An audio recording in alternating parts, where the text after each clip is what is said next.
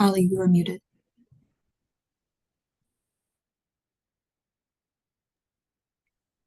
Hey, Ali, you're muted. Thank you so much about that. Sorry about that. Good morning. My name is Ali Bustamante, and I'm the director of the Worker Power and Economic Security Program with the Roosevelt Institute. Thank you all for joining us today to discuss the transformative potential of the Inflation Reduction Act and how targeted investments in clean energy manufacturing can help reshape local economies.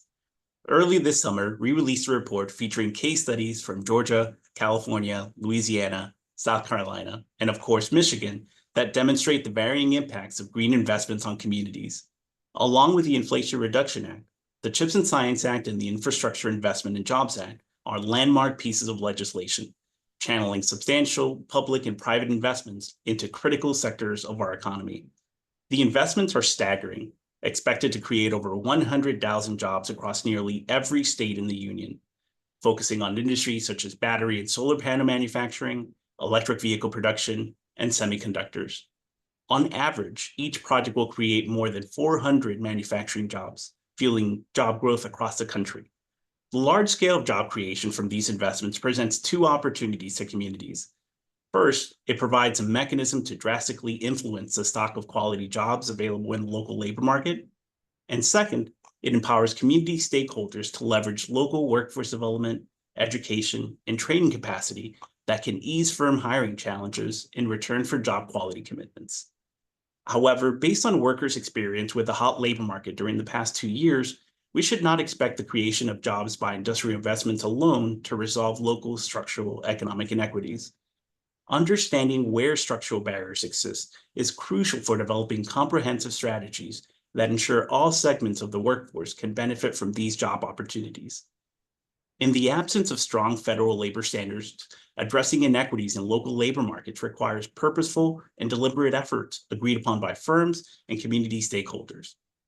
What's clear is that some communities have greater capacity to forge the collaborations that can ease the coordination challenges associated with large manufacturing investments. Michigan, for example, offers a model that many states can learn from, a model of an all-hands-on-deck approach to implement a green economic strategy across multiple sectors, from glass and metal recycling to solar panel and EV production. However, not all states are this far along, and some are just launching green manufacturing investments for the first time. Our report analyzed 5 case studies to highlight the varying labor impacts of these investments and the critical role of local engagement in maximizing their benefits. In each case, the jobs being created are expected to pay above the average local wage, presenting an opportunity to uplift the community economically. Yet the challenge remains, ensuring these jobs are accessible to all, particularly to historically marginalized workers. Here and across the country, it is imperative that we strategically align workforce development initiatives with the demands of the sectors fueling growth. For Michigan, these industrial investments translate into hundreds of new jobs and significant economic growth. This will require expanding manufacturing training programs in Michigan's community colleges and technical schools. We'll need to further foster the collaborations between industry, labor unions, training providers, and our colleges and universities to ensure that our workforce is equipped with the necessary skills and knowledge to thrive. Economic growth should not leave anyone behind. We must ensure that the economic gains from these investments are equitably distributed, benefiting all communities across the state. Ultimately, the ability of the Inflation Reduction Act, the CHIPS and Science Act, and the IIJA to boost local economies hinges on our collective efforts to ensure these investments translate into quality jobs and equitable economic growth. By fostering strong community-firm partnerships and involving local stakeholders in the planning and implementation of industrial projects, we can maximize the local benefits of industrial policy and improve our communities. With that, I'm excited to introduce my colleague, Meredith McKenzie de Silva, the Managing Director of Media Relations for the Roosevelt Institute, who will kick off our first panel today. Meredith, thank you so much. Thanks, Ali. We wanted to hear from people involved in government, which has brought a lot of these investments and opportunities to states around the country, including Michigan. Our first speaker is from the federal government. I'd like to introduce Anna Duffy. She's a policy advisor at the White House National Economic Council, covering industrial strategy and economic development. She's held other positions in the administration and worked on the 2020 Biden for President campaign in her home state of Pennsylvania, as well as the Senate runoff elections for Senators Ossoff and Warnock. She has a BA in government and economics from Harvard. Anna? Thanks, Meredith. Hi, everyone. I'd like to start by thanking Roosevelt for hosting this discussion on how we can leverage the Biden-Harris administration's historic investments in strategic sectors to support communities and to support workers, including in the state of Michigan. I know today's discussion is really zeroing in on the IRA, but even going all the way back to the American Rescue Plan, the Biden-Harris administration's economic agenda is correcting for decades of disinvestment in our public infrastructure and manufacturing base that resulted in greater regional inequality, fragile and unreliable supply chains, and lower labor force participation rates, particularly for workers without college degrees. Our administration is investing in workers and strong workforce programs to help communities make an economic comeback. So, for example, the IRA has attached strong labor standards and incentives to clean energy tax credits for the first time ever. This summer, the Treasury Department and IRS announced final rules that ensure that qualifying clean energy projects that meet prevailing wages and registered apprenticeship requirements will see a 5-fold increase in tax credits. Actions like these provide significant incentives to help ensure that the clean energy workforce of the future is full of good-paying jobs and creates pathways for workers to earn while they learn. The bipartisan infrastructure law is also putting tens of thousands of workers to work rebuilding our highways and our bridges, replacing lead water pipes, and installing EV fast charging stations. We've heard from unions they've never seen so much demand for their training programs. And more good jobs are on the way, with over $900 billion in announced private sector investments in clean energy and advanced manufacturing since the president took office. That includes $28 billion in the state of Michigan alone. The Biden-Harris administration has also launched place-based programs to expand pathways to good-paying jobs and to leverage a coalition-based approach to economic development and to workforce training. In the state of Michigan, we are working hand in hand with the state and local partners to ensure that the workforce is prepared for the manufacturing renaissance that is underway. With funding from the American Rescue Plan, the Department of Commerce awarded a coalition led by the Detroit Regional Partnership over $52 million to help transform Detroit's legacy automotive industry into a highly competitive advanced mobility cluster, including through a talent transformation project that is working with businesses across the supply chain to identify talent needs and to invest in wraparound support and training for workers to help fill those gaps. This coalition is uniting everyone from the UAW to the Detroit 3 automakers, the City of Detroit, SEMCA, Michigan, TechTown, and over 100 additional partners in the 11-county Detroit region around a common vision for economic development. I think you'll even hear from some of those partners today. Earlier this year, President Biden also announced the Michigan Workforce Hub, which is bringing together a coalition of government, unions, automakers, nonprofits, community colleges, and workers and businesses that have historically been the engine of the American auto industry to help lead the way in the future to EVs. This hub is led by my team at the White House, the National Economic Council, as well as the Department of Energy and the Department of Labor. And our partners in Michigan also include Jonathan Smith, who, again, you will hear from later today as well. The hub is designed to uplift and accelerate the work already underway across the state, such as ongoing efforts through the EV Jobs Academy, and help ensure that the EV transition maximizes benefits to the communities and to the workers that have driven the iconic Michigan auto industry for generations. The hub is working towards goals that include improved data sharing and coordination across the Michigan workforce ecosystem, expanding access to career readiness into apprenticeship programs, standardizing training curriculum for careers in the EV and battery sector, and helping to reduce structural barriers that we hear about time and time again, such as childcare and transit access. So with that, I'd like to close and note that the Biden-Harris administration's climate agenda, our place-based strategy, and our workforce development investments are fusing together to empower local leaders and workers, driving economic comebacks in communities across the state of Michigan and even all across the country. This administration's agenda is showing that we don't need to choose between good jobs and climate action when we can instead achieve both. Thanks, Meredith.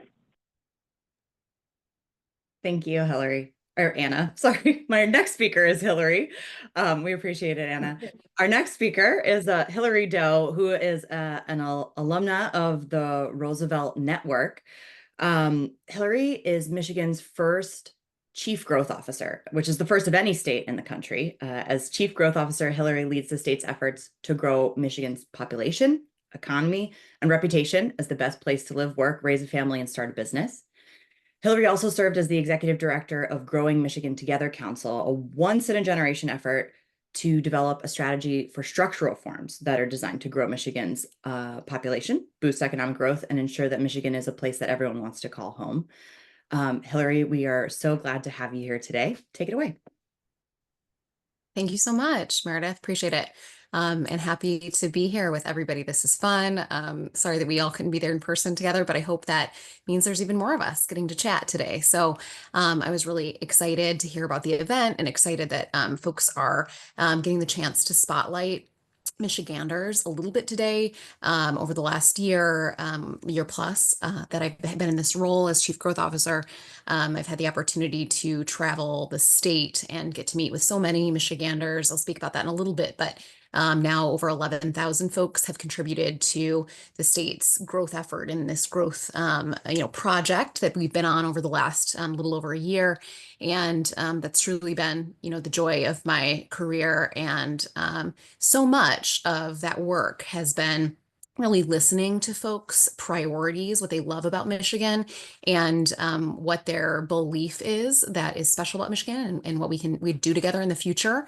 I mean, I think it's so relevant to this conversation because a lot of the conversation that you hear across the state is really, about our past, our ability as makers to make things, and also about our ability to apply those skills to the future, in a new context, to take our unique capacity in research and development with all of our R1 universities, combine that with our capacity as makers, and apply it to global challenges like climate change, for example, in ways that will not only make more economic opportunity for Michiganders, but also be of service to our country and to the world. And that sense of service is really alive and well across the state. So all to say, this has been a really exciting few years, and I'm really excited to be here with all of you today. So I wanted to speak just briefly, as you heard, I have other colleagues who are going to speak today about some of the specifics in terms of, the Michigan strategy over the last few years of, making the most of some of these federal investments and trying to do as much good as we can for Michiganders, and also to establish some infrastructure that'll be, important for the country in tackling some of these big global challenges. But in terms of that Michigan approach, wanted to speak a little bit to what I've been seeing and what we've applied, what lessons we've applied that hopefully will be helpful to others. So one theme that I wanted to flag for folks in kind of three key themes is truly that the importance of policy alignment in order to unlock, demand here in our state. So Michigan, prior to some of the federal programs coming forward, already had real policy alignment that really helped us to be in a great position to utilize some of the federal programming. So, specifically under Governor Whitmer's leadership, Michigan had developed the My Healthy Climate Plan, which set out to achieve carbon neutrality by 2050. And so through that plan and the subsequent signing of, really historic clean energy legislation, Michigan and our Economic Development Corporation were really able to leverage those actions to help drive demand, to, spur economic development opportunities, and be in great position when IRA and CHIPS and infrastructure laws were enacted at the federal level. And so when companies were considering their decisions to expand or locate and what states they might want to be in, that's really relevant, wanting alignment with a state that has similar sustainability goals. For what it's worth, in our own polling of talent and, for example, young talent across the country and young workers across Michigan, that also is really relevant for decisions about where folks want to locate as well. Individuals, alignment with states that are investing in the fight against the climate crisis. So all to say that sort of state alignment with federal priorities was really strategically important. And it also was even more relevant for Michigan because of this second piece, the second theme that I wanted to highlight, which is the real work that went into recognizing Michigan's distinctive competencies. So the effort that was underwent to really think about, what makes Michigan, unique on the scene that we can lean into and make the most of in order to really bring forward both a coalition that is long lasting and supportive to really build a team Michigan, approach that won't be easily fractured. And also that will, create an infrastructure that can be long lasting and industries that can be long lasting here. And, one of the elements of that unique distinctive competency here in Michigan I already alluded to, which is, the ability to both do that R&D work here, our unique capacity with all those R1s, and frankly, with, for example, at the University of Michigan, some of the best semiconductor training in the nation, for example, at the same time as we have the capacity to manufacture and a workforce to be able to make and create some of those critical elements in some of these fast-growing industries, like, for example, clean energy or semiconductors.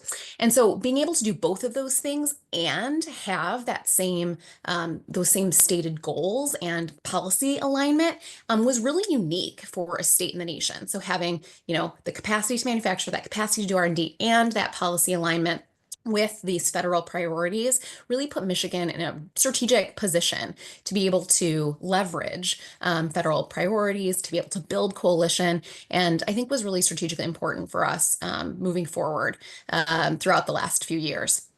I'd also flag that, that assessment of what was, our strategic distinctive competency led us as well to identify any gaps in our, value chain or any gaps in our roadmaps that we needed to identify and help to, fill through whether that was targeted attraction efforts or investment in early stage companies or what have you.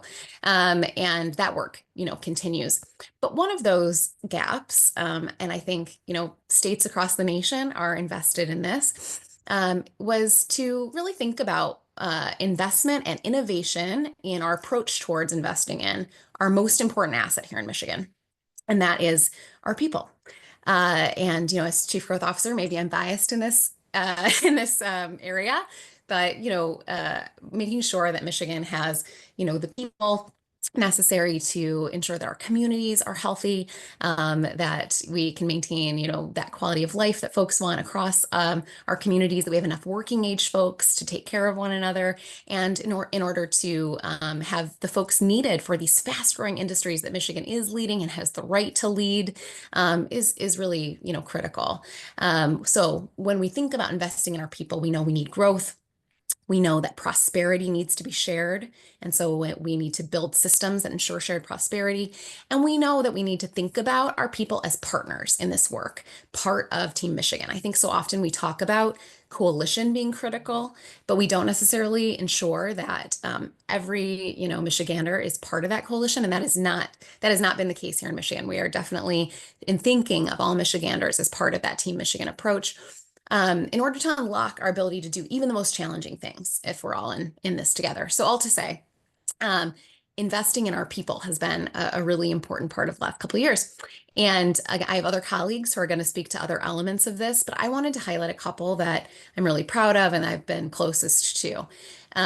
So I mentioned that I'm tasked with tackling, population growth, and between our programming around talent, our marketing work to ensure that we're retaining and attracting folks to Michigan, and some of the policy work that we've been doing to ensure that Michigan's growth, Michigan has certainly hands down taken on the most ambitious talent retention and attraction strategy in the nation.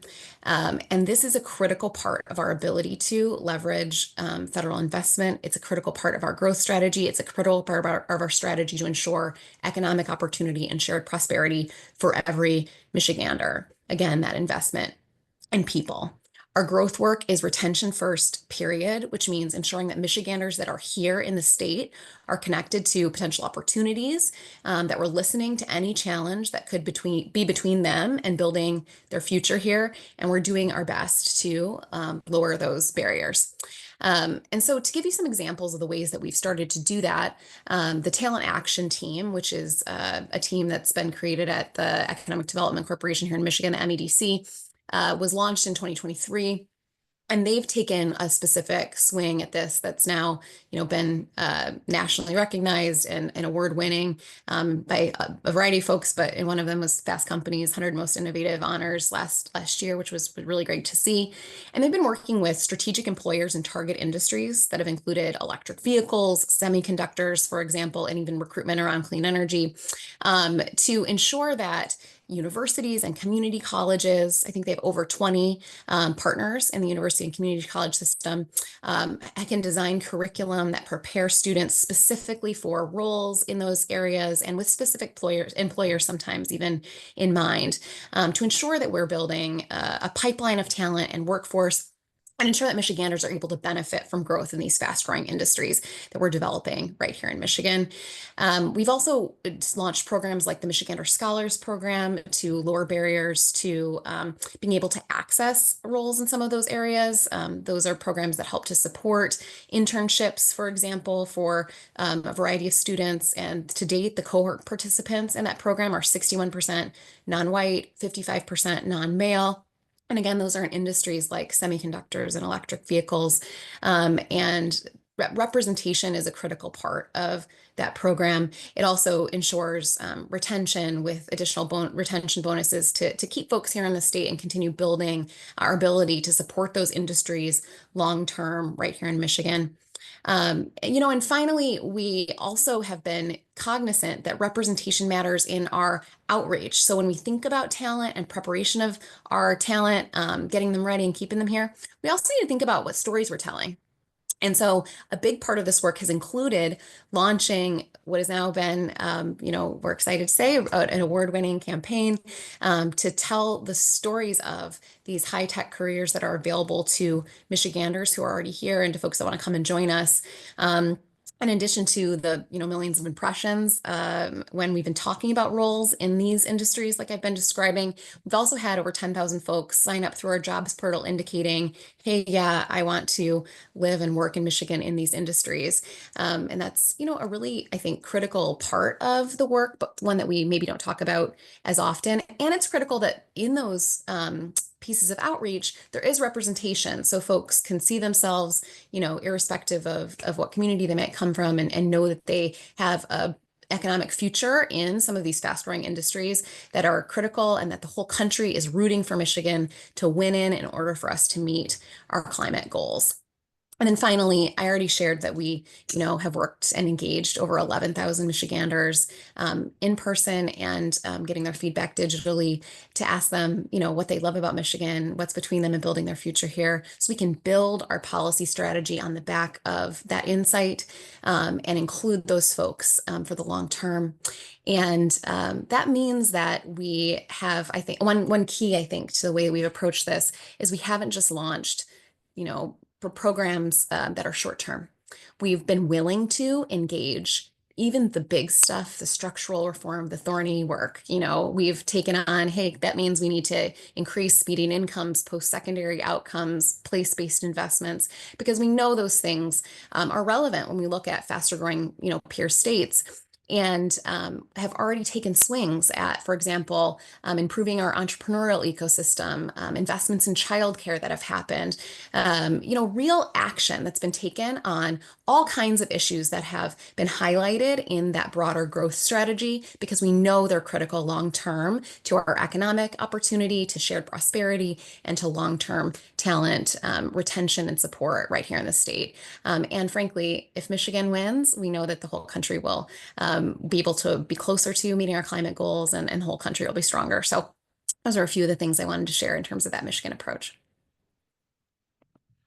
Thank you so much, Hillary. We really appreciate you being here and sharing the vision for Michigan, and in particular, talking about those long-term investments, which is something that how Roosevelt approaches our research is that we're looking long-term, that we are thinking systemically. So we appreciate that that's made it all the way up to Lansing. Thank you so much for joining us. Our next speaker, we're going to go back to the federal government side, is Molly Bechet, who is a senior policy advisor in the Employment and Training Administration within the U.S. Department of Labor. Her portfolio ranges from infrastructure and unemployment insurance to climate and youth policy. Molly has a master's degree in European Union Social Studies and Economic Public Policy, and a bachelor's degree in Government and Environmental Policy. Molly, thank you so much for joining us. Take it away. Yeah, absolutely. Thank you for the introduction. And I just want to say to Hillary, thank you for everything that you shared. I think you're in exactly the right position, and I was ready to pack my bags just with your remarks. So congratulations, and thanks for joining.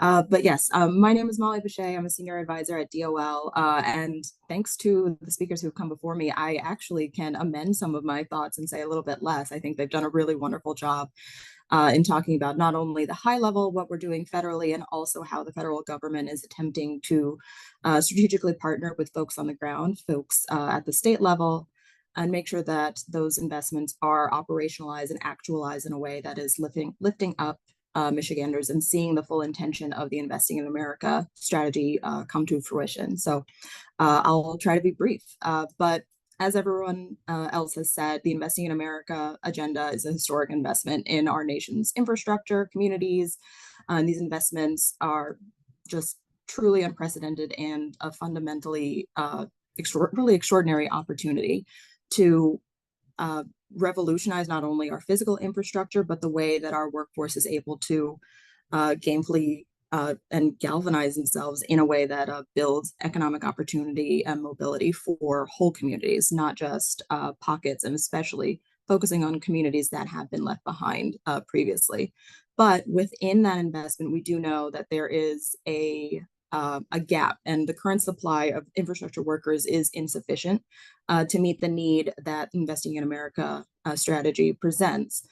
So these new investments in infrastructure are going to necessitate new investments in education and workforce training, pathways to high quality jobs that are going to be necessary to implement IIA funded opportunities across the nation, as well as specifically in Michigan. And these opportunities that are coming from, again, not just the IRA, but also the bipartisan infrastructure law and also CHIPS and science in the various pockets and sectors that they are privileging across the nation.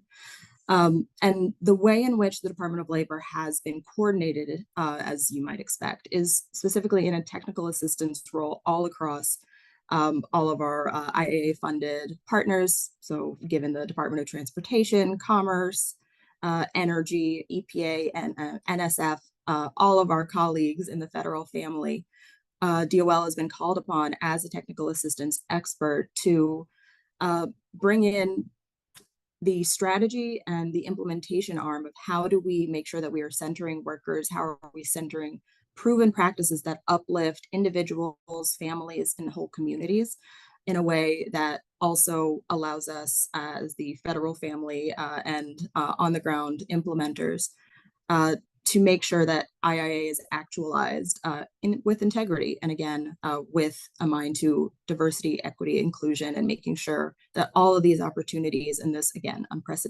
unprecedented opportunity is accessible for all.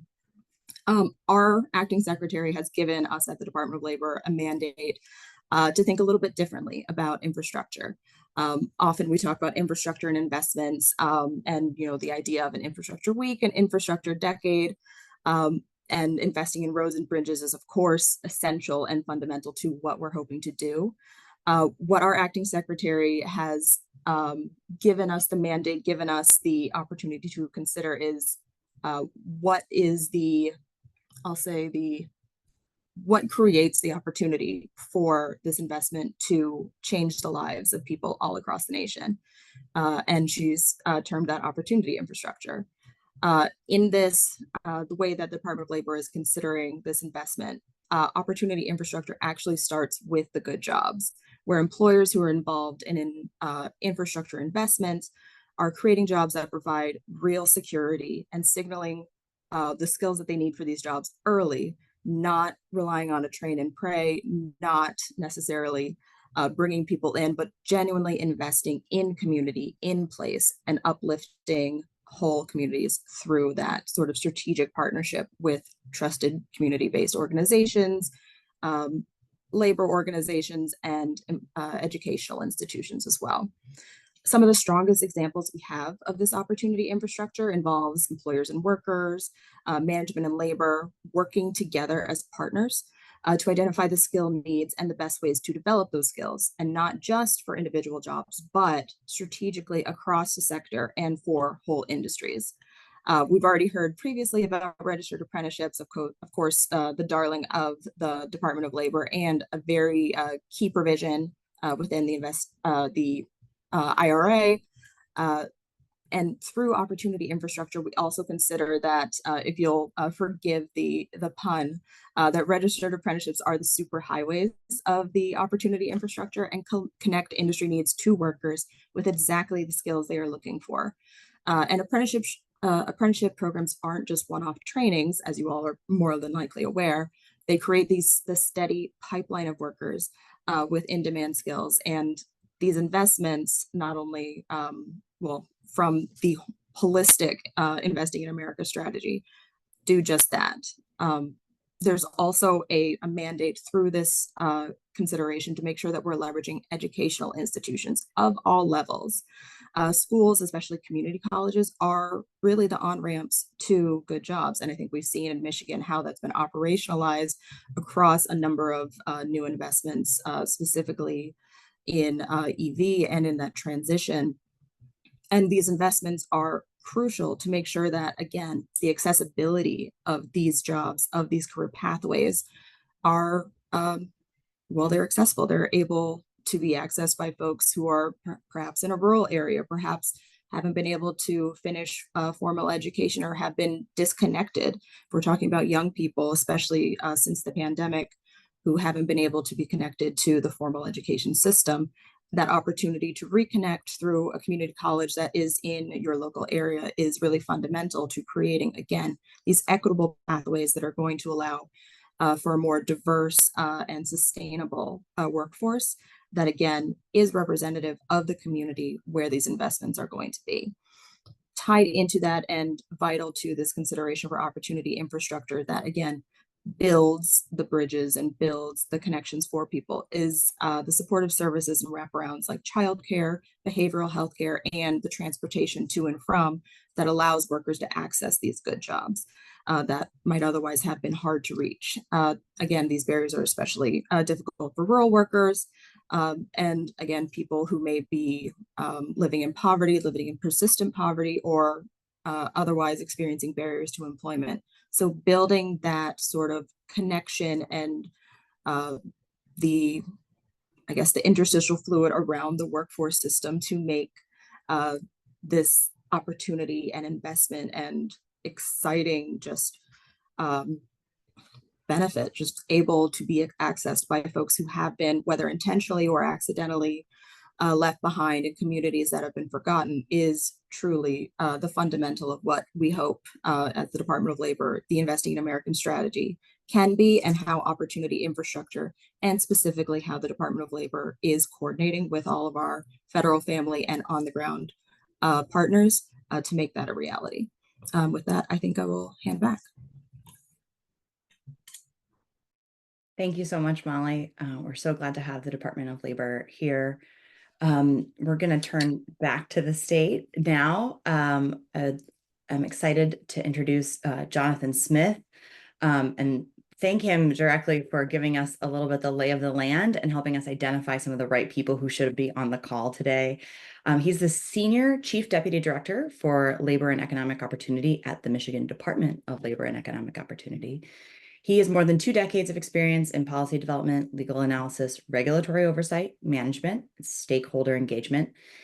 He holds degrees from Michigan State University and the University of Michigan Law School. Jonathan, talk to us about the work you're doing. I know Anna at the White House mentioned it, and we'd love to hear a little bit more. Yeah, thanks, Meredith. And really excited to talk to this group, and glad you got a chance to hear from some of my federal and state colleagues who have been such strong partners on our shared work together. So, you mentioned my insanely long and ridiculous title that comes with the privilege of being a civil servant. But the work that I'm doing, I think that's probably most relevant for this group is launching a new office that's called the Community and Worker Economic Transition Office. And this was created as part of a clean energy package of legislation that was signed into law by the governor last year, went into effect earlier this year. And the office is really designed to look at clean energy transitions, the likely impact that they are going to have to our communities, to our workers, and to our employers, specifically when it comes to utility industry and the auto industry.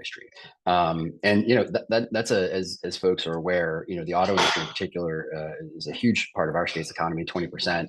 We have many communities around the state that are legacy auto communities who have seen over the last 30 or 40 years a reduction in the number of manufacturing jobs and a reduction in prosperity. And so knowing that in the past when we've seen economic transitions happen, we've seen winners and losers. The goal for this office is very simply try to make sure that the folks who have the most exposure and risk from energy transitions, that they have the opportunity to understand what's coming and what the future holds, so that they can try to benefit from the opportunity that's going to be created through economic growth around clean energy and other new and emerging sectors. We've got these three key constituencies that we've been tasked with serving: communities, workers, and employers. I'll talk maybe a little bit about a project that we have or planned or in progress for each. Starting with the employer side, really trying to do some research and build a data tool that allows us to understand who are the 1,000+ small manufacturers in the state of Michigan, what are their current capabilities, and what's their exposure and risk with respect to ICE to EV or other types of clean energy transitions. Use that to be able to have a way to identify manufacturers who have the right capabilities, but may need some help finding a bridge to the future, so that we can surge to them technical assistance, access to capital, workforce training. This is where the partnership with the federal government has been so critical, because we have a limited amount of state dollars for some of these things. And obviously there have been some large investments in things like chips and science and the Inflation Reduction Act. And so working collaboratively with the federal government to identify federal resources that can be used to help support these manufacturers. And there was a really great example of that recently with Department of Energy grant announcement that Michigan will be receiving $18.4 million out of a $50 million fund created for small and medium-sized suppliers for retooling. So really exciting partnership there. The last piece of this employer strategy is as we're identifying employers who need some help and putting in place all of the types of services that they're going to have access to, we're also trying to make sure that we're helping identify potential customers. And so working collaboratively with the utilities to understand where their supply chain needs are, where their long lead times or friction points are in their supply chains, so that we can then use our understanding of the supplier network to identify those suppliers who have the right capabilities to build some of these critical technologies that we know our utilities need. And this is this customer strategy can be replicated in other sectors: defense, infrastructure equipment, and others. On the community side, we've done now 15 roundtables around the state of Michigan just this year. And in each of those roundtables, we've heard a real desire on the part of local government and other local institutions, community colleges, workforce agencies, chambers of commerce, those core groups of sort of civic society in each of these communities. They've all articulated a real need for better data, better understandings of what clean energy transitions might look like and how it might impact their community, so that they can proactively plan for that.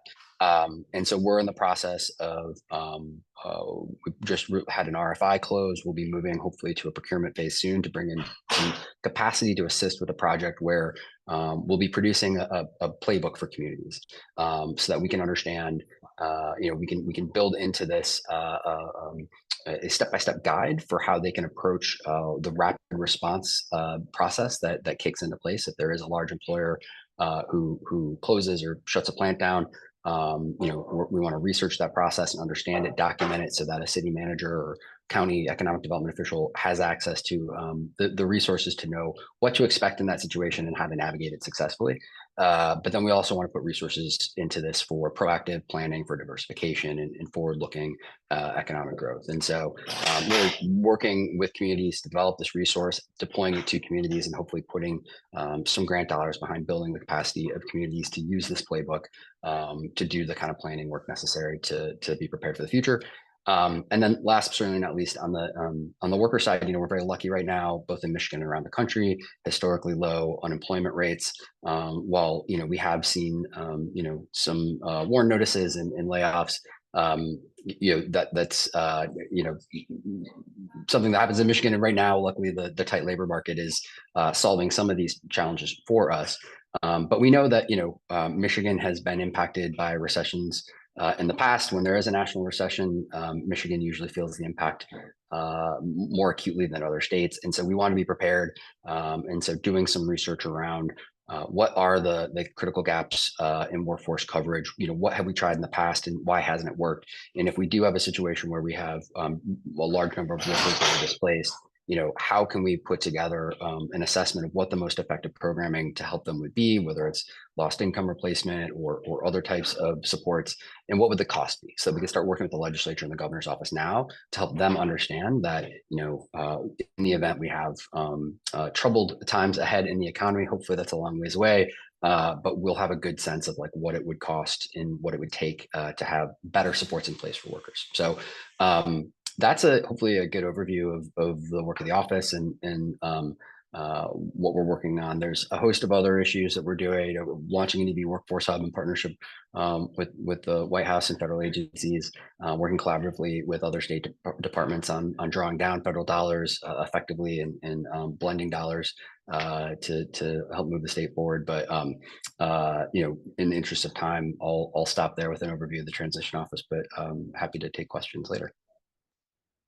Thank you so much, Jonathan. And we will have some time for questions after our final speaker, who of this first section where we're hearing from government.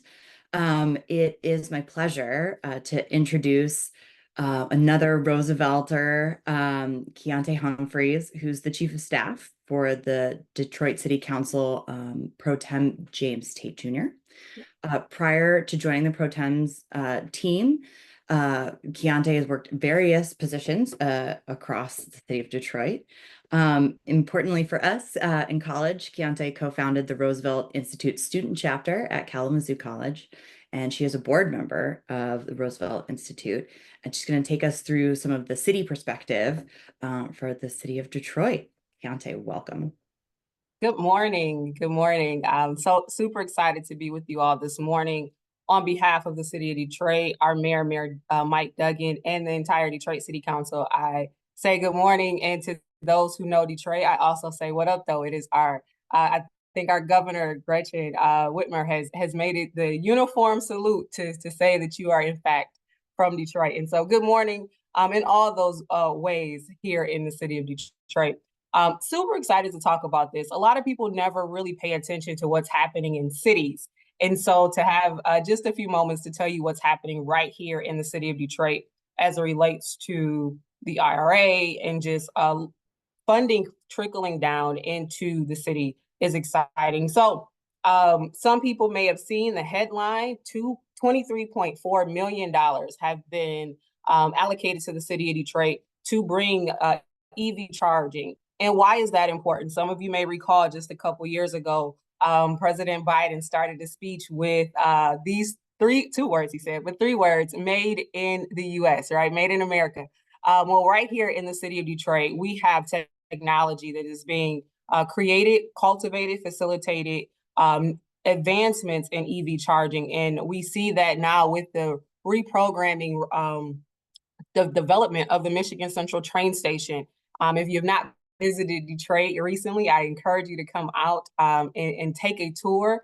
One, of just the architecture, but two, to hear and learn what Ford is going to do with the future of EVs right here in the heart of Detroit in our Corktown neighborhood, the oldest neighborhood in the state of Michigan. And so what we're seeing in Corktown as it relates to EV technology, but Michigan and particularly Detroit is also unique in that we have a number of Black-owned businesses that have also entered into this space.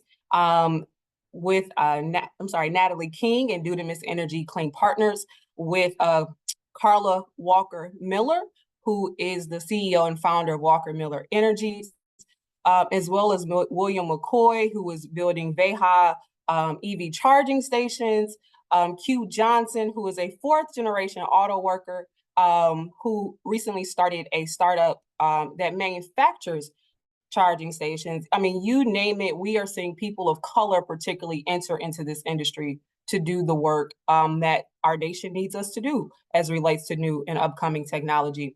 But separate from EV charging, the city of Detroit has also invested significantly in sustainability. And we have recently approved, just a couple months ago, phase 1 of solar energy installation. And I would be remiss if I didn't take a moment to shout out our local unions who were very vocal and advocating for the city to step out and get ahead of what some other folks were doing and take hold of this opportunity with federal funding to now bring solar energy to the city of Detroit, particularly through the installation of what will be eventually 12 solar array gardens across the city of Detroit to actually electrify and share energy with our government buildings. And so we will be incorporating solar array or solar panels throughout the city of Detroit in gardens and community spaces, and really thinking about how do we create community even around something like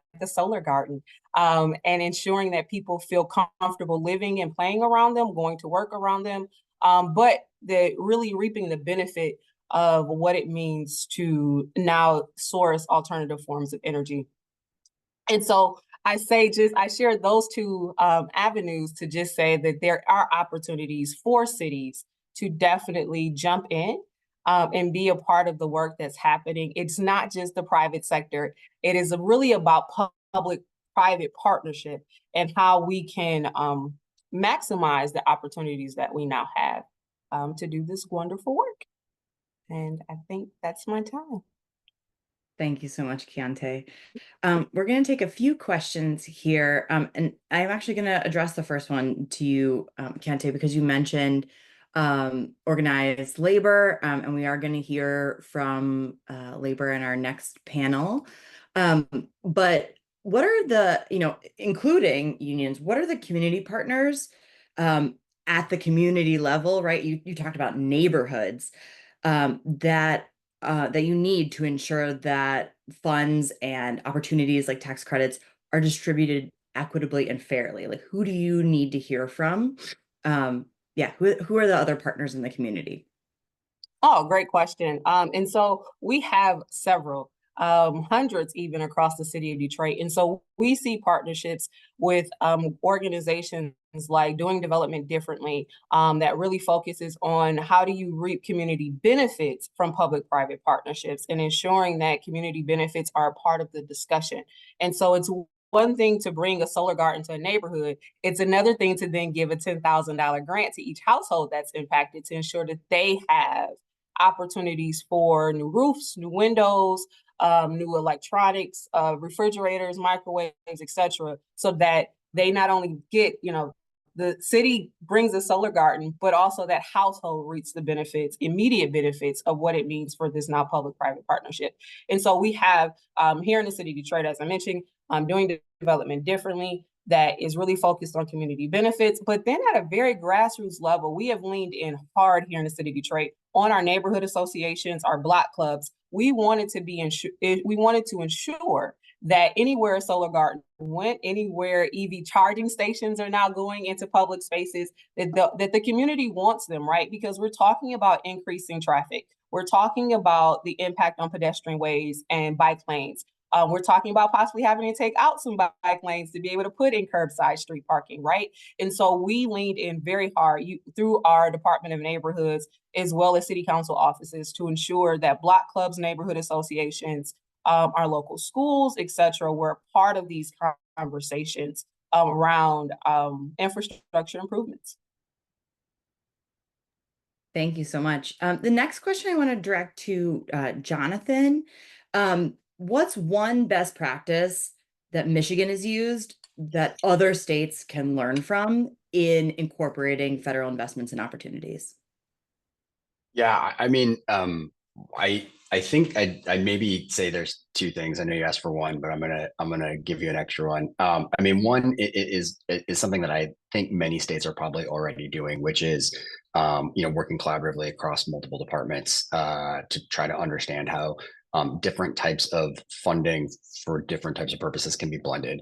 And so, thinking about how do we pair up our infrastructure dollars and our workforce dollars to ensure that we're more likely to be successful in completing our infrastructure projects and meeting our goals. And so we've been doing a lot of work on that. The governor had an executive order, sort of laying out how that work should do. And within LEO, we've been starting that work in particular with the broadband office and making sure that we have workforce training and supports in place to support the build out of the broadband investments that that MyHigh is leading. But the other thing I would just say, and I know say this in particular because we had Anna on earlier, and I think one thing that Michigan is doing very effectively and over the last year or so that is, I think, very similar to the work we did in 2009 and 2010, which I can also speak to because I'm old enough to have been involved in that as well, which is, rather than just kind of waiting for grant opportunities to emerge and then, trying to develop strong applications for them, really making sure that the relationship with the federal government is a two-way dialogue and that we are sharing with them regularly what our needs are, what our challenges are, and working with them to help shape future grant opportunities, working with them to help make sure that technical assistance resources, right, the subject matter expertise of agency staff is being deployed towards the communities and the challenges that are the most urgent here in the state. Letting them have an understanding of where, to the extent there are discretionary dollars or formula dollars that could be tweaked in some way to solve the problem better, like really providing that kind of upfront dialogue or feedback. That is, I think, much more effective than sort of just being in sort of receiving mode. So I think for other states that are looking to really increase their success rate, both in terms of obtaining federal dollars, but also, ensuring that the federal dollars are actually being deployed to the biggest challenges, that's the way you get there. Because otherwise, I think what a lot of communities end up doing is saying, well, we have this problem, there's this grant program, it isn't really exactly solving the problem we had, but we're going to figure out how to apply and then try to make it work. And there's a lot of inefficiency in that. And so I think trying to solve some of those problems through just more direct dialogue, I think is a really great best practice. Thank you so much. And I think that's one thing that Roosevelt is trying to do in this series in our sort of convening capacity, is just to put people in rooms together. And so thank you all for being in this virtual room together. Next time we will bring it to Detroit. I know Keontae will have us. I want to thank all of our speakers from our government series. Thank you all for joining us. I'm going to turn it over to my colleague Ali again. Who's going to lead us in a panel with the other community organizations, including representation of workers, of researchers, and others who have been key in building out workforce in Michigan, to talk a little bit about their role in making sure that communities do benefit. Ali? Great. Thank you so much. We have a great panel for y'all today as well.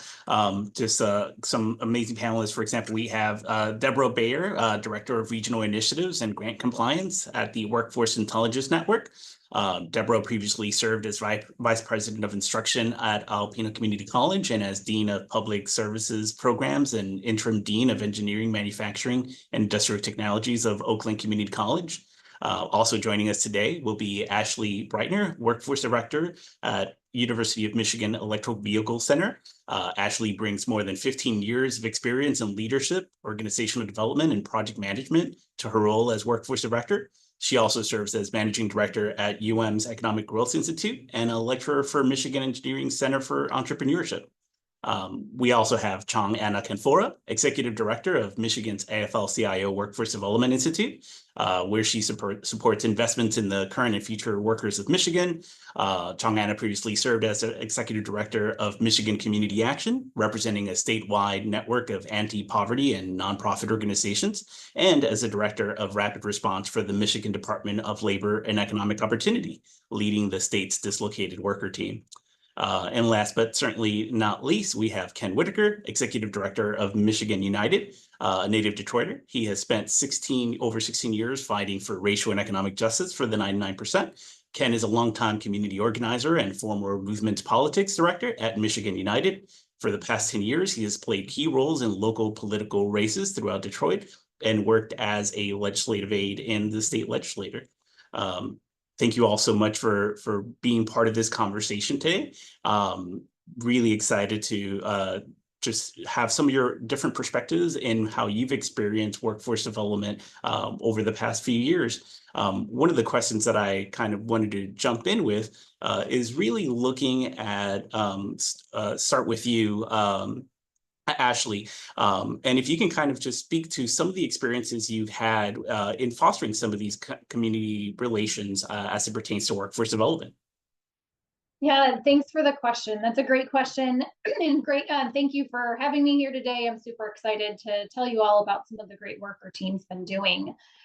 So in terms of community, kind of an academic institution experiences, we feel like we have a really tremendous opportunity where we are in our economy in the state of Michigan right now to really kind of get ahead of some of these transformations that are in our industrial economy that will really impact our communities.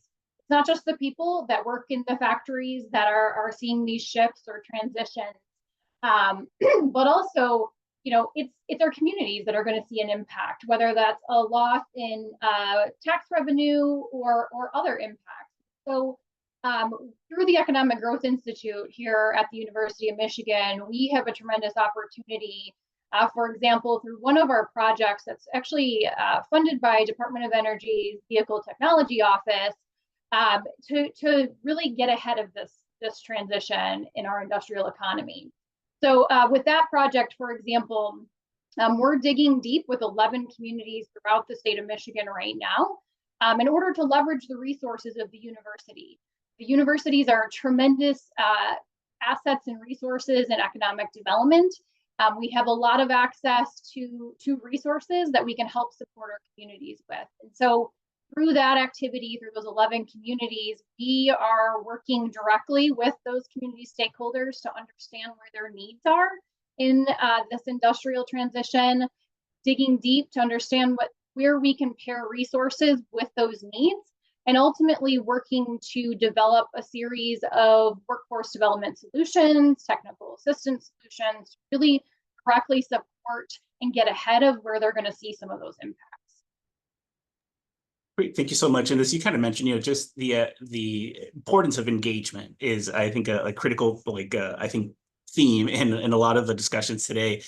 Deborah, how do you approach forging these kind of collaborations that are really essential to addressing the workforce development challenges we're seeing? And what are some of the successful partnerships you've made over time? Well, WIN, the Workforce Intelligence Network, is a consortium. It was formed in 2011. So we're made up of 9 community colleges and 7 Michigan Works agencies across the 19 counties that make up Southeast Michigan. So we have a mission, and that is to cultivate cohesive talent systems by facilitating data-driven workforce solutions that ensure responsiveness to the changing labor market demands. We do this. We have 3 cohesive pillars, we call them. We provide research to our partners. We gather, analyze, and distribute real-time labor market, supply and demand intelligence on workforce needs and characteristics specific to the Southeast Michigan region. We provide quarterly labor market reports for the region. We also do annual labor market reports for each individual county, as well as the city of Detroit and the state of Michigan. We provide those for free on our website to any employer or partner or anybody that would like those. We do engagement. We are a convener. We facilitate and engage employers. We connect business and industry and other stakeholders regarding their workforce development needs, including our providers, anyone that wants to be at the table really to discuss, what those needs are. We develop talent pipelines using talent pipeline management principles. And then our solutions are developing education and training strategies for delivery of regional workforce development programs through our provider partners. So again, the Michigan Works agencies with supportive services, our community colleges with both short-term and degree training. We specialize in high quality advanced talent analysis. We foster on the collaboration that with not only the community colleges, but some of the four-year post-secondary institutions, our K-12 schools, economic development organizations, government, and our community-based organizations as well. So our areas of focus over these years, are everything from advanced manufacturing, information technology, cybersecurity, healthcare, energy, transportation, distribution and logistics, defense. We've worked with hundreds of major employers, dozens of talent partners, and we have brought more than $190 million into the region for both short-term and degree training since 2011. So very proud of our collaboration. Great. Thank you so much for that. Chong-Anna, where do you see ultimately unions? Like, what role do you see the role that unions play in this workforce development ecosystem that Deborah was speaking about? And specifically, when you think of the Michigan's AFL-CIO supporting workers, how are you promoting the adaptation to these new emerging technologies?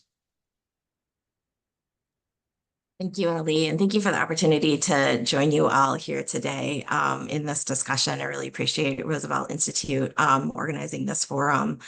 A few different ways. Workforce Development Institute is the workforce arm of the Michigan AFL-CIO. We have programming that happens in every area of the state, including most recently the Upper Peninsula. Really, our union affiliates, which number over 1,000 different unions, 45 types of unions, and over 1,000 chapters. Many of them operate joint apprenticeship training committees, JATCs, known in the workforce development world. The apprenticeship training model for both incumbent and new workers is a real proven model to increase the skill level of the workforce, and workforce being the most key investment that we can really make from every perspective, including business. Some of the challenges with that are, in communication and marketing, and,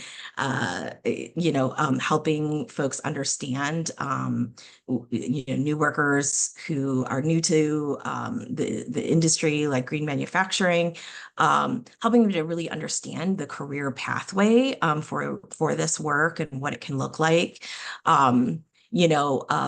Unfortunately or fortunately, we've done a really great job of promoting four-year university degrees as being the only real pathway to middle-class life. And, that has been to our detriment in terms of there really has been a perception that that's the only pathway to a high-skill, high-paying job.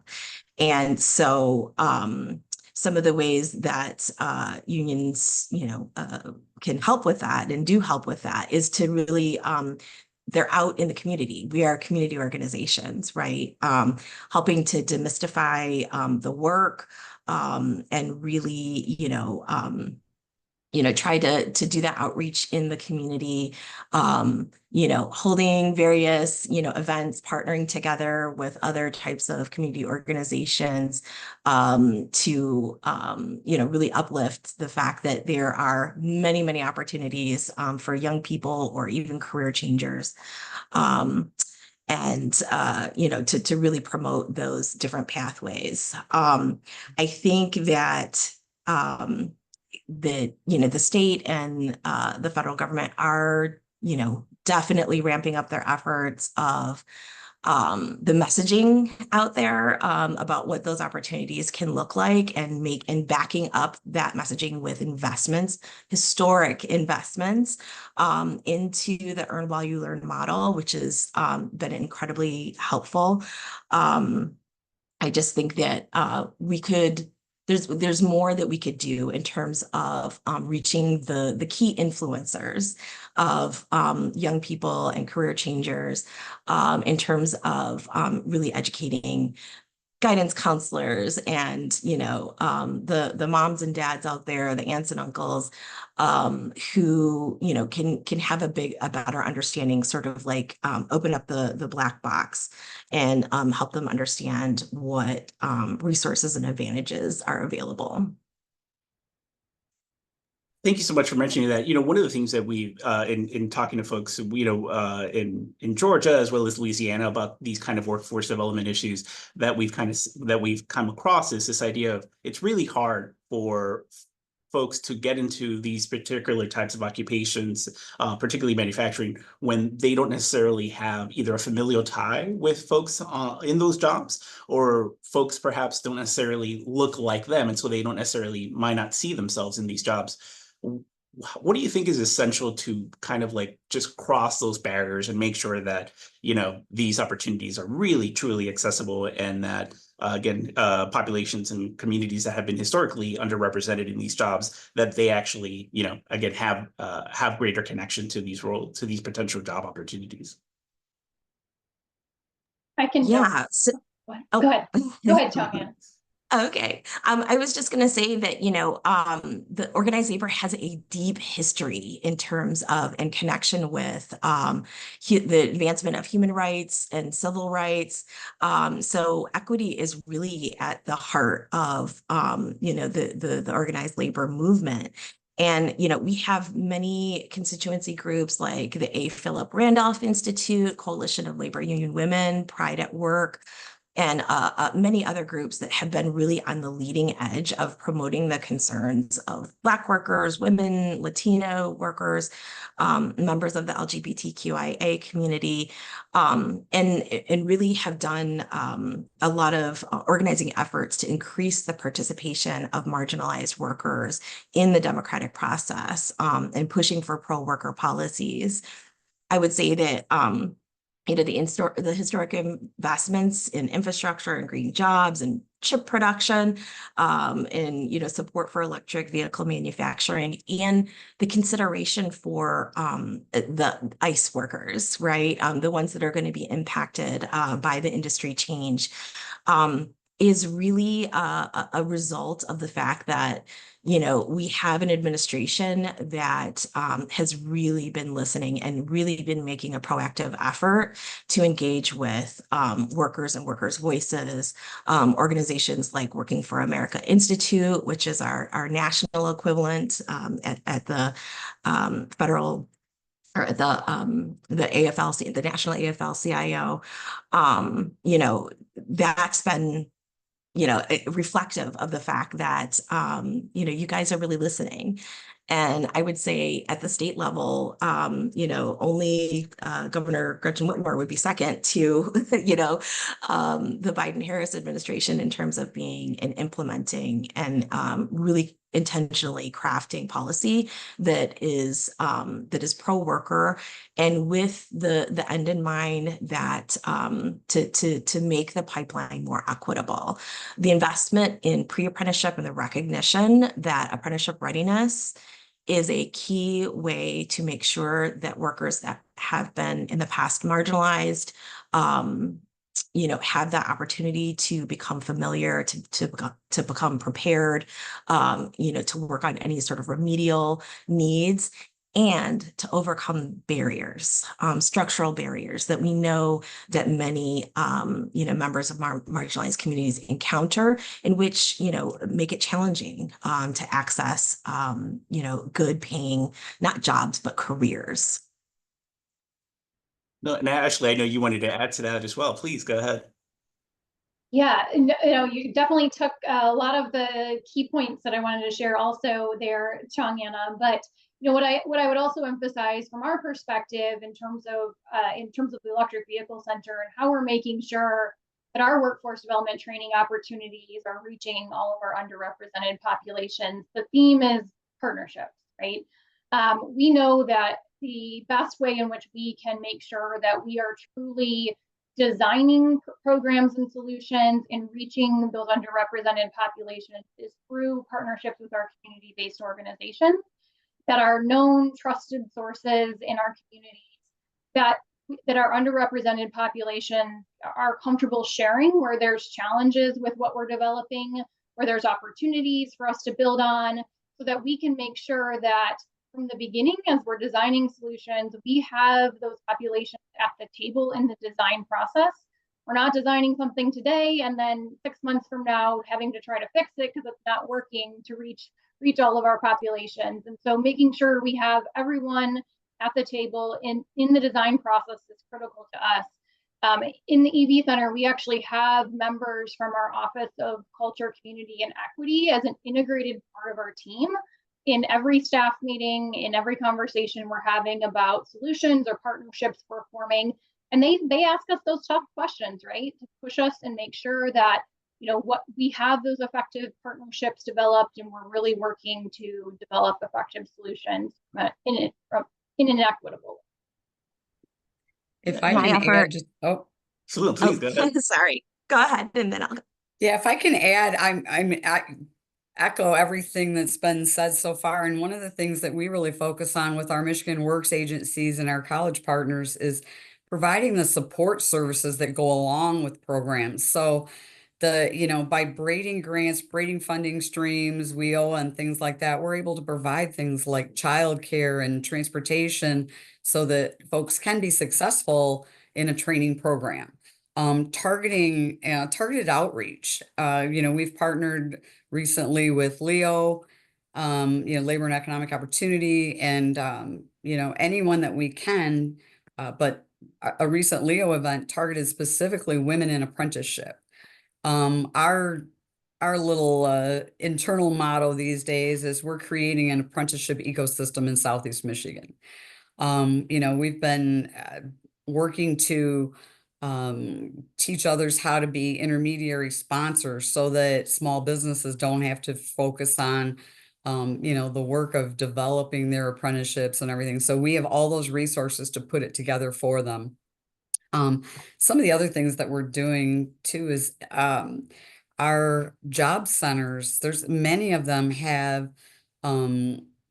multiple language providers there, so that we're addressing, I think SEMCA, one of our Dearborn offices, has 27 different languages available to support workers.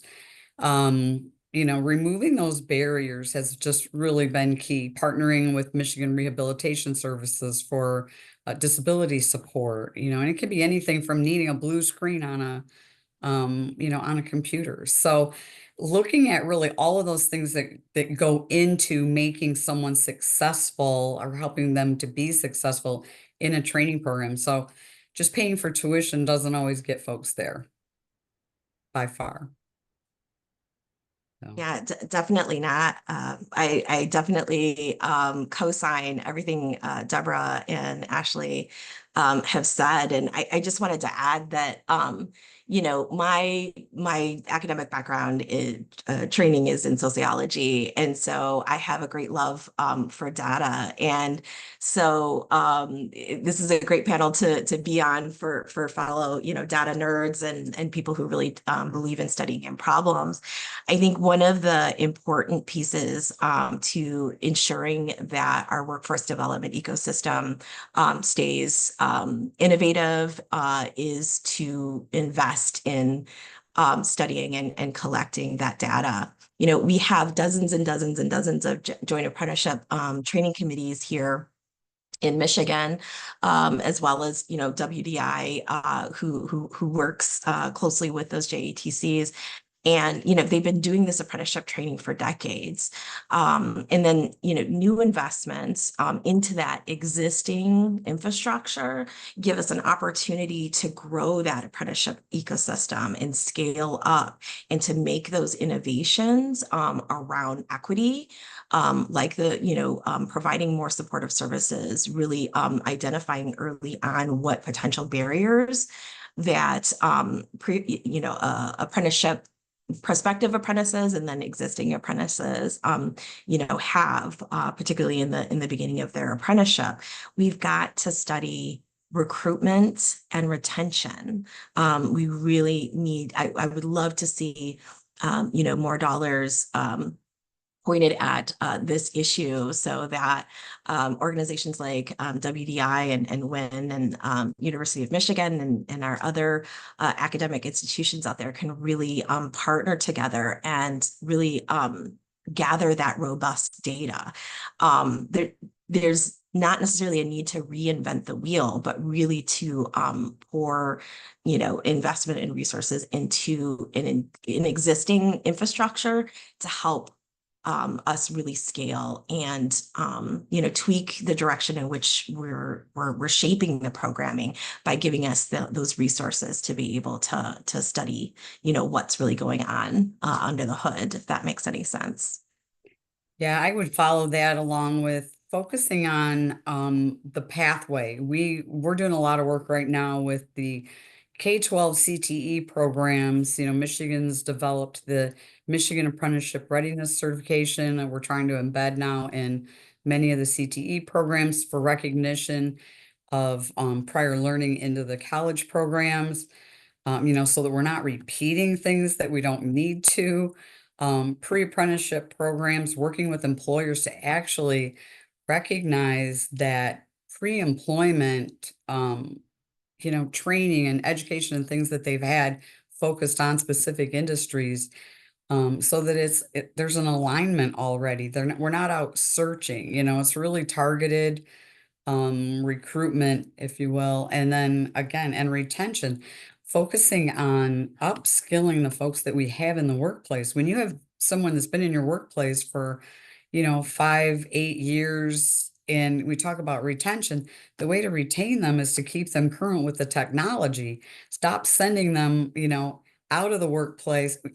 You hear it all the time. Yeah, I had to leave my employer to get promoted, or, it's like, that's unacceptable. You've already invested all of these years into someone, and every organization has a culture. Every organization has its work, learning process, and it's costing companies millions of dollars every year when they lose someone that they've invested 5 or more years in, and they're starting from scratch with the next person.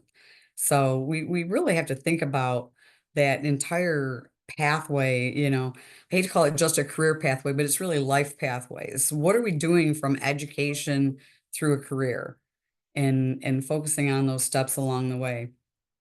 Yeah, and I think something that, again, another thing that's just come up in different conversations we've had is, not all folks coming into the industry, into these newly created jobs, are coming from, high school or even college. For most folks, in fact, this might be their second, maybe even third, career path, as you kind of mentioned. And so starting with you, Ashley, so what does it actually look like bringing those folks along? Like what, in terms of, is it about, certain levels of remediation or filling the gaps in skills, or does it require a lot more for, again, your 30-something worker or 40-something-year-old worker coming into these fields? How do you make sure they're going to be successful and included in these newly created jobs as well? Yeah. In the electric vehicle center, we're a fairly new center here at the university, been around for just over about a year and a half now. But we've really been digging deep with our employer partners, tier ones, OEMs, our small to medium sized manufacturers, community stakeholders, to really understand kind of where, across the spectrum are their workforce development needs. And we were very intentional in our four pillars of the center to make sure that we had both education and workforce development as two separate pillars. While we work a lot together in the work that we do and the resources we're developing, we heard from those employer partners that we have to take an approach, as Deborah just described it, from cradle to gray, as they say, right? Our K-12 system all the way up through upskilling and reskilling our current workforce. And, the approach that we're taking to this in particular is heavily in the space of we can't do this alone.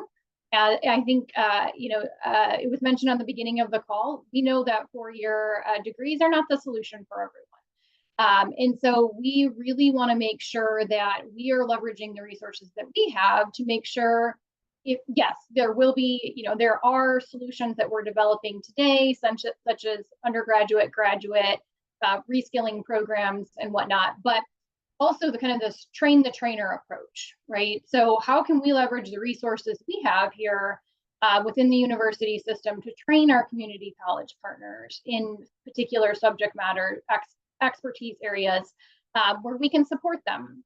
How can we help support our high school teachers or our elementary school teachers when you ask them, how would you describe to your students, what a future career in battery technology looks like? Like, that's a tough question to answer, right? Right now, it's tough for all of us to answer because it changes every 5 minutes. So, we want to make sure that we're taking that holistic approach to the way in which we're supporting the workforce, because at the end of the day, we know we can't do it alone. And so working, again, to support our partners to make sure that when the community college type opportunity is best for that workforce, that we're utilizing the resources we have to support our partners in that space and throughout the workforce development supply chain. And it's we need to take that tailored approach to developing curriculum, training resources. One of the things we heard in those conversations with employers across the board was the need for a balanced training solution. So what I mean by that is both training solutions that have both your classroom experience, right, but also your hands-on experience paired together. There are many, many solutions out there today to help train our workers across the board that are very classroom-based, and that only gets them so far.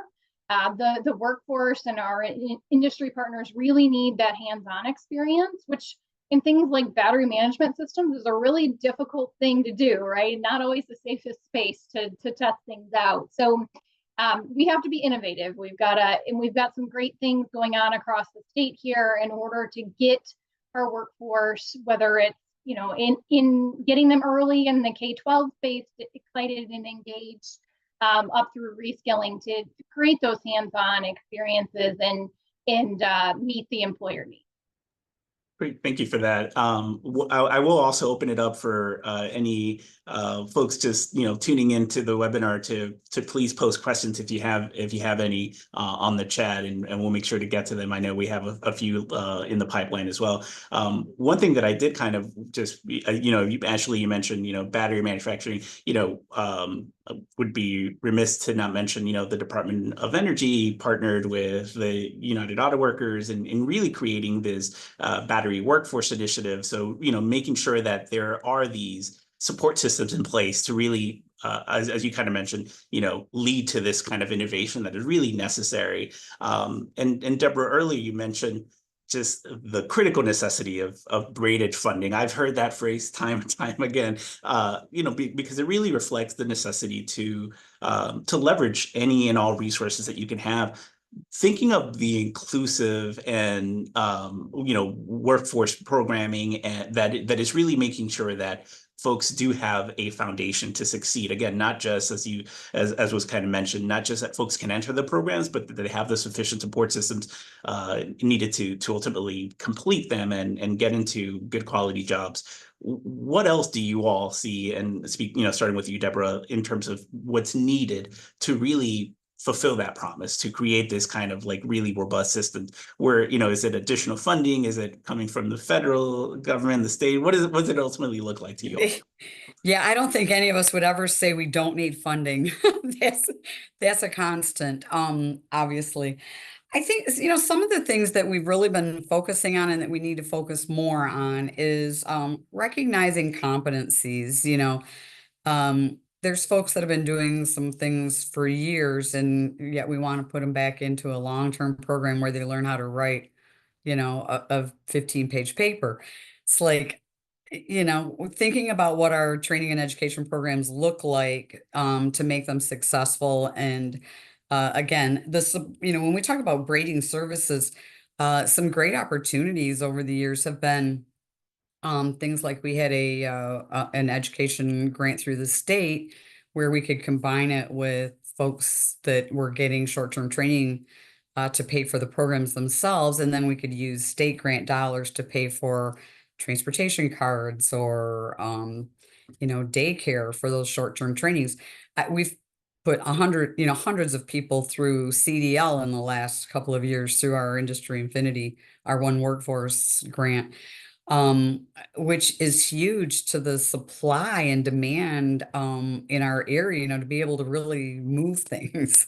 I hate to say it, but everything that we produce in manufacturing has to be moved somewhere.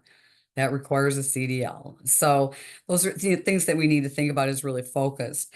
Some of the others, I would say scaling.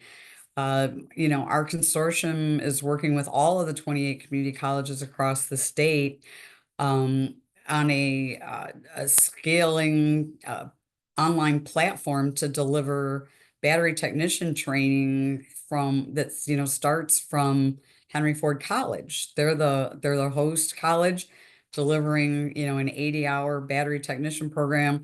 Any community college in Michigan that's part of the MUTEC, Michigan's online delivery system at the community colleges can take it through their local community college.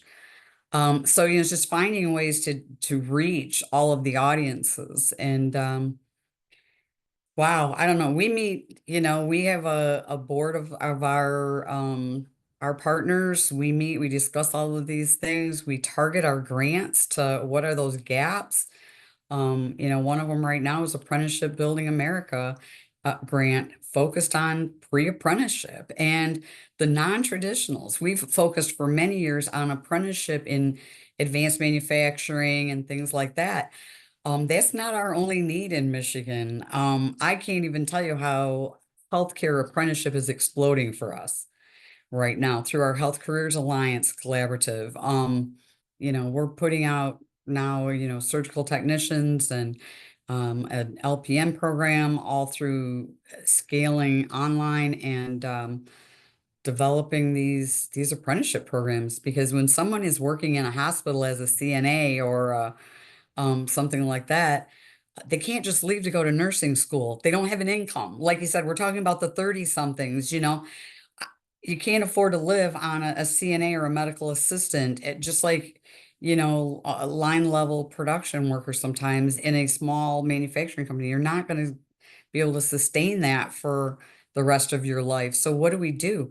Let's get into an apprenticeship and develop journey workers, and we're doing it now with healthcare and all kinds of, and energy and things like that. So to keep growing them from where nobody should be sitting here. When you're here at 20, you're still going to be here at 60 if we're not doing things to help bring them up. Because as we know, inflation goes like this, right? Almost like this some days.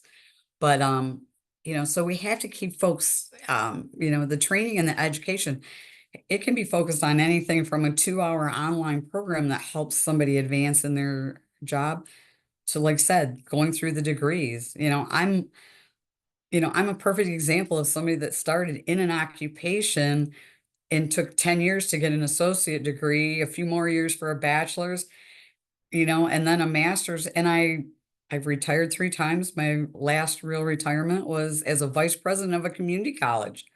We have to show people that there's places to get on and off the bus and continue that all through their lives. So that's where I'm at with it.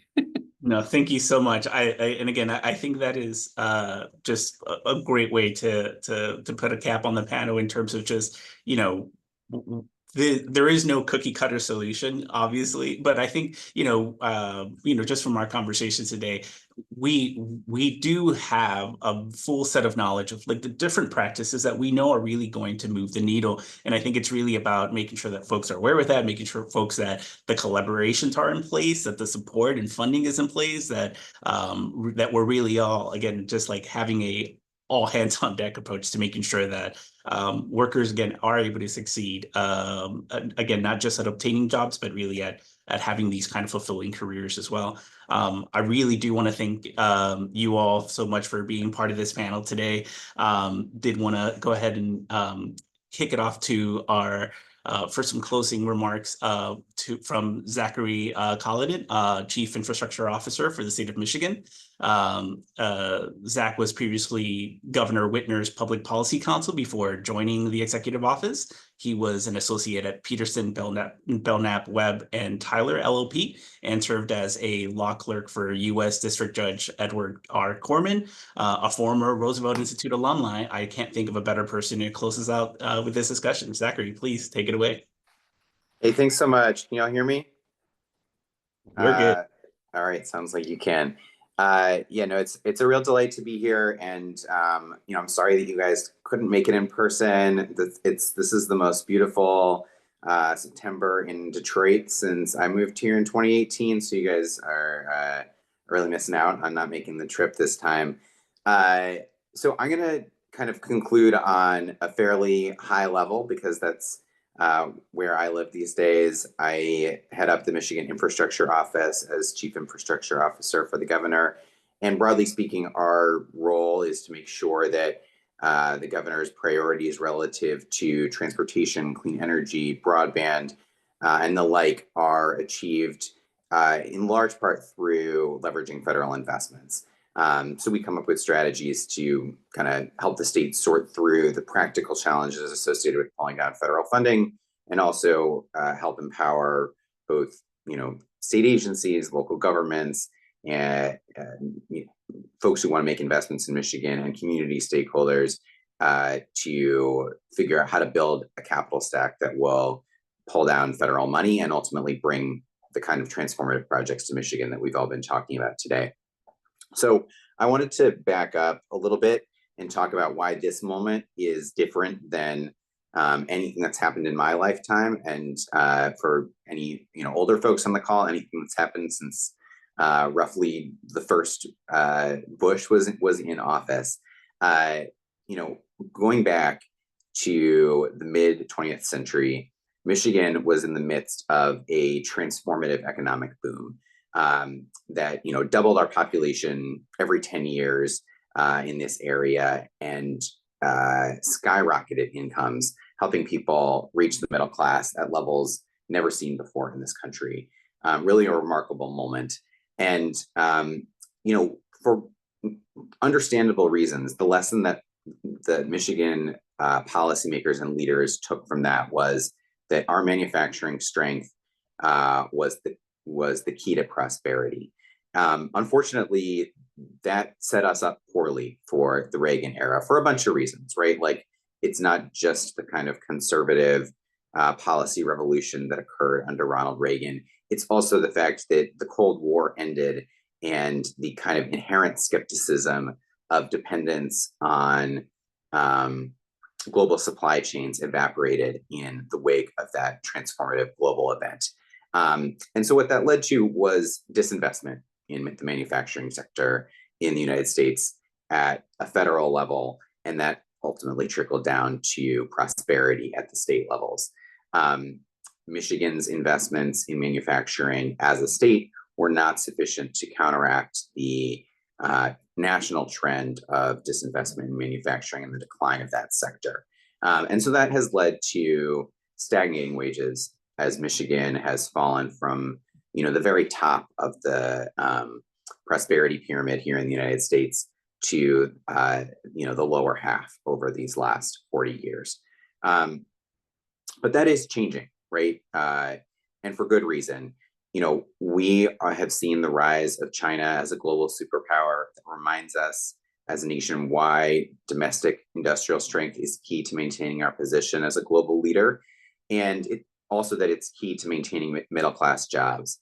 And in the last couple of years, a global pandemic reminded us exactly how a vulnerable supply chain, a supply chain that is dependent on strategic relationships with unreliable partners, can cripple a country and can lead to spiraling inflation and slowed production times.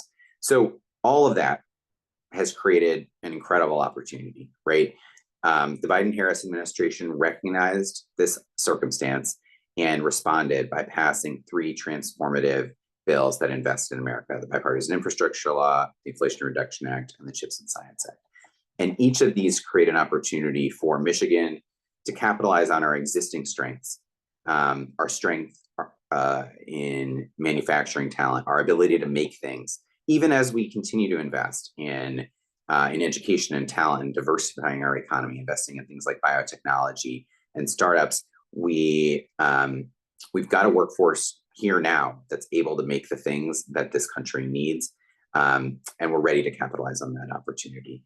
So 3 sort of key tools I want to highlight today coming out of those federal acts. One is the Inflation Reduction Act tax credits, which have been truly transformative for manufacturing in the US.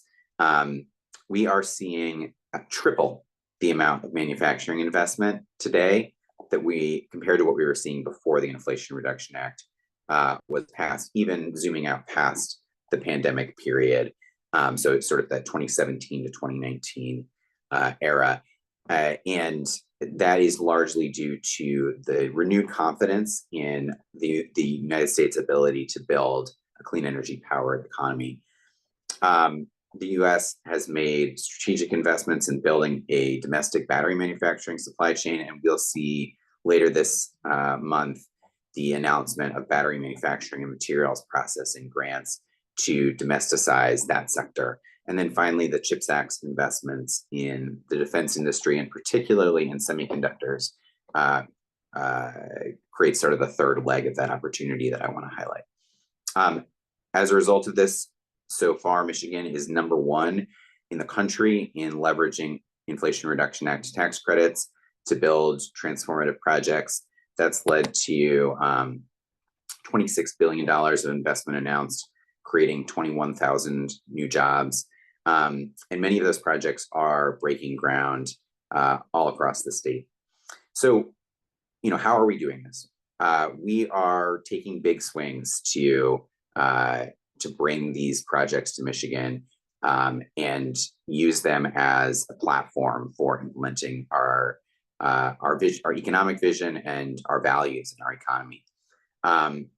The Clean Energy and Jobs Act was passed in 2023 with the governor's signature. It represented the culmination of the governor's clean energy ambitions, and that act both raises the horizon of our ambitions relative to creating a net zero economy in Michigan, and it raises our labor standards. So the Clean Energy and Jobs Act requires a state agency, the Michigan Public Service Commission, to prioritize environmental quality, public health, and equity in approving utility company long-term energy plans. Post the passage of this law, according to the AFL-CIO, Michigan is now one of only 2 states that have created specific offices to oversee economic transition efforts, as Jonathan discussed earlier. and we are the only state to include private sector non-utility workers in our economic transition plans. And finally, Michigan now has some of the most comprehensive labor standards in the country for clean energy projects, including requirements for DOL certified apprenticeships, prevailing wage, and project labor agreements where permitted by law. And then finally, as part of our, as one of our big swings, we've created a competitiveness fund, a Make It in Michigan competitiveness fund, to ensure that these projects have the capital to locate in Michigan, and leveraging that ability to invest strategically in these projects as an opportunity to obtain real substantive commitments to job quality. So those commitments vary by project, but they can cover things like a commitment to union neutrality, a commitment to using project labor agreements in a given project, a commitment to wages maintaining at the 75th percentile for that sector in a particular region. And so, we've been able to use that fund to bring projects to Michigan and ultimately win transformative investments. The first one of which was announced earlier this year, the Nell Hydrogen electrolyzer gigafactory for producing the equipment that makes clean hydrogen here in Michigan. And I'm very confident that we'll see more investments turn into real projects in the coming months. So finally, I want to conclude with kind of like what is next and what could stop us, what stands in our way, and what are we doing about it, right? So I think the number one barrier to turning our ambitions and our opportunities into real projects, real jobs, real pathways to prosperity is permitting risk. This new manufacturing boom inherits a system of permitting projects in this country that has grown more and more sclerotic by the decade. I do not think that the slowdown in manufacturing over the last 4 decades is attributable to permitting, but it coincides with the standards that our courts enforce becoming more and more stringent and imposing more and more project risk on developers. Now that we're seeing a reversal in fortune for manufacturing projects, that system of permitting serves us even less well.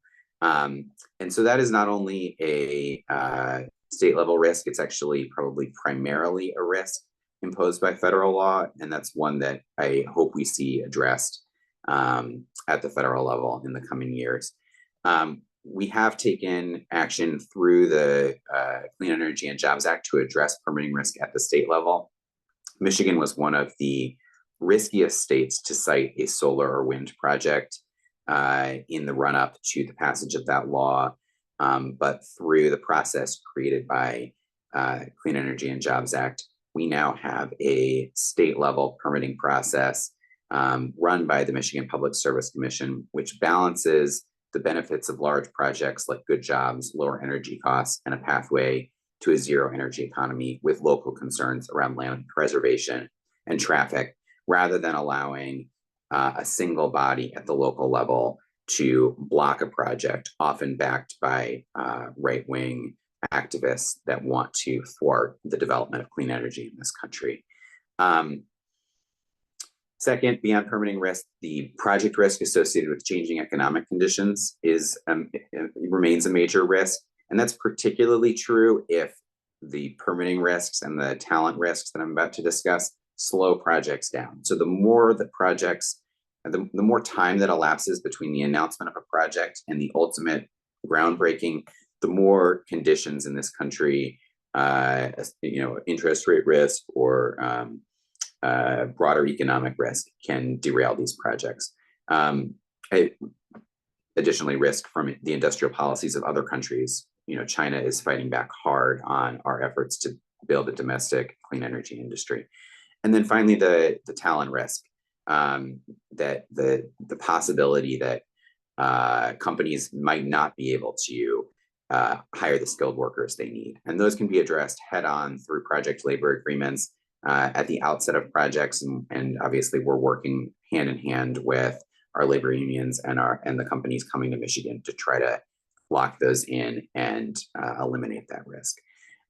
So all to say, there is incredible opportunity that's been created through federal action. We've responded aggressively through the creation of through the passage of the Clean Energy and Jobs Act and the creation of the Competitiveness Fund. And there remain slopes to climb, especially associated with the permitting and hiring around these projects. But we believe we have the tools at hand to navigate those challenges. So I'll wrap up there. Thank you so much to Roosevelt for hosting this incredible event and for highlighting the value of Michigan's approach to economic development and workforce development. Thank you so much. Thank you so much, Zach, and thank you all for joining us. Please be sure to read Ali's paper about this, which is available at rooseveltinstitute.org. Thank you so much for joining us today. Bye-bye.